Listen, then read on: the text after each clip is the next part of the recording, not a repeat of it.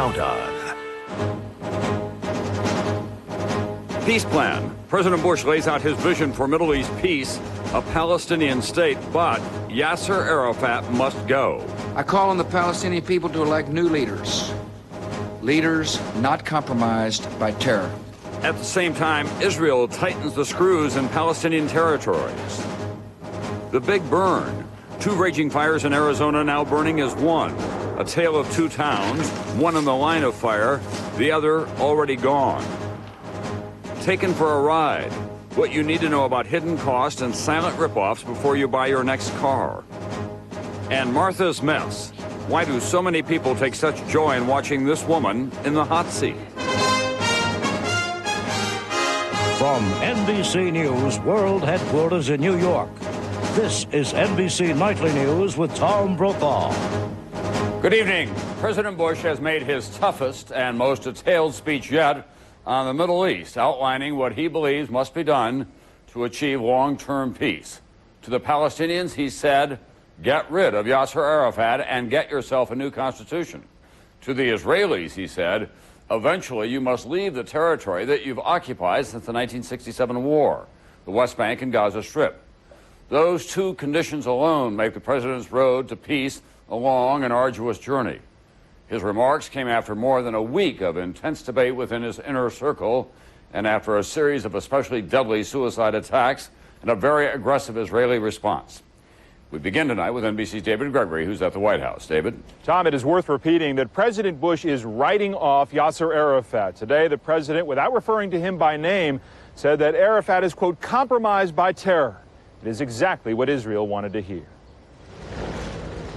The president's aides say he felt the situation in the Middle East had become untenable, requiring him to lay out a comprehensive vision for peace. He spoke of the need for a Palestinian homeland only after its people replace Arafat. To the Palestinians, Bush said, Peace requires a new and different Palestinian leadership so that a Palestinian state can be born.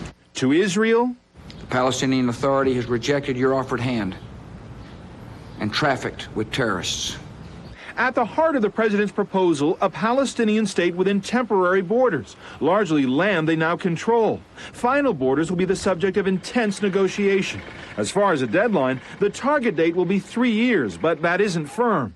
What's important, officials say, is that the Palestinians must meet numerous conditions to get a permanent state: an end to terrorism, the creation of a new security force that will be trained and monitored by the U.S. and others, democratic reforms, including a constitution and an independent judicial system, financial reform subject to review by international organizations. The president also called for new Palestinian elections by year's end. In the interim, the president pressured Arab states like Saudi Arabia, Egypt, and Syria to crack down on terror groups like Hamas, who are responsible for so much violence and who could ultimately sabotage any chance for peace. Be counted on the side of peace.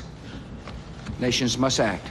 Bush does place demands on the Israelis as well, but they are not immediate. Partial withdrawal from the West Bank, a freeze on Israeli settlements, and eventual withdrawal to the pre-1967 borders. But those steps would only follow an end to Palestinian terror attacks. Still, some Arab officials like what they heard. A clear vision of what the end game looks like. We now have it, a Palestinian state on essentially the 1967 borders. But that end game is still a long way off, and there are major hurdles. Just a couple of them: the fate of Palestinian refugees and, Tom, the status of Jerusalem. Thanks very much, NBC's David Gregory at the White House tonight. In the Middle East, the speech was watched through different filters by those two longtime foes, the Palestinians and the Israelis. They're once again face-to-face as Israel is back on the move on the West Bank and in Gaza. And as NBC's Martin Fletcher reports now, one of the initial reactions was not expected. Yasser Arafat had the most surprising reaction of all after President Bush called for a new Palestinian leader. Arafat